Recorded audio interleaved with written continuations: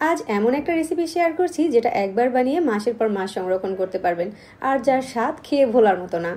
তো এই রেসিপির জন্য আমি যেটা করেছি, কিছু শুকনো মরিচের বোটা পরিষ্কার করে নিয়েছি। তারপর চুলায় কিছুটা পানি ফুটিয়ে তার ভিতরে শুকনো মরিচগুলোকে দিয়ে সিদ্ধ করে নিচ্ছি। এই ধরনের শুকনো মরিচগুলোকে 3-4 মিনিটের মতো জাল করে নিতে হবে। মরিচের সাথে কিছুটা পানি থাকতে থাকতেই এটাকে চুলা থেকে নামিয়ে ঠান্ডা করে নিতে হবে। আর এখন যেটা নিতে হবে, কিছু শুটকি মাছ, যে কোনো ধরনের শুটকি মাছটাই এখানে নিতে পারেন। শুটকি মাছগুলোকে আমি প্রথমে গরম পানি দিয়ে কিছুক্ষণ ভিজিয়ে রাখবো। তারপর খুব ভালো করে কয়েকবার পানি চেঞ্জ করে ধুয়ে নিব। এখানে আমি কিছু পেঁয়াজকে এরকম কিউব করে কেটে নিয়েছি, আর কিছু রসুনের কলি বের করে নিয়েছি। যে পরিমাণে আপনি বানাতে চান ওরকম করে পেঁয়াজ আর রসুনটা নিয়ে নেবেন। কিছুটা পানি সহকারে আমি এই মরিচগুলোকে ব্লেন্ডারে ব্লেন্ড করে নিয়েছি। একদম এরকম মিহি করে ব্লেন্ড করে নিতে হবে। ওই একই জারে এবার পেঁয়াজ আর রসুনটাকেও পেস্ট করে নিতে হবে। এবার চলে যাচ্ছি মূল রেসিপিতে। চুলায় কড়াই বসিয়ে আমি এখানে বেশ কিছুটা তেল দিয়ে দিয়েছি। তেলটা যখন গরম হয়ে গিয়েছে তখন এখানে শুটকি মাছগুলোকে দিয়ে দিচ্ছি। কিছুক্ষণ নেড়ে চেড়ে ভেজে নিলেই দেখা যাবে এর থেকে কাঁটাটা আলাদা হয়ে গিয়েছে, আর এগুলো একদম এরকম ঝুরা ঝুরা হয়ে গিয়েছে। তেলটা একটু বেশি করেই দিতে হবে, যেহেতু এটা অনেক দিন পর্যন্ত আমরা সংরক্ষণ করব।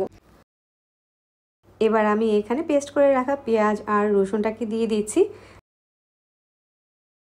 তারপর পেঁয়াজ আর রসুনটাকে এই শুটকির সাথে একটু সময় নিয়ে খুব ভালো করে ভেজে নিতে হবে। এগুলো ভাজা হয়ে গেলে তেলটা যখন উপরে আসতে শুরু করবে তখন এখানে মরিচের পেস্টটাকেও দিয়ে দিতে হবে। এখানে যে আমি মরিচটা দিয়েছি এটা কিন্তু প্রথমে সিদ্ধ করে তারপরে পেস্ট করে দিয়েছি। ঝালটা যেরকম খেতে চান ওরকম করে মরিচটা দিতে হবে। তবে এটা কিন্তু একদম ঝাল ঝাল খেতেই বেশি ভালো লাগবে। এখন পরিমাণ মতো লবণ দিয়ে দিচ্ছি। এখন চুলার আঁচটাকে মাঝারিতে রেখে এখন শুধু এগুলোকে জাল করে যেতে হবে।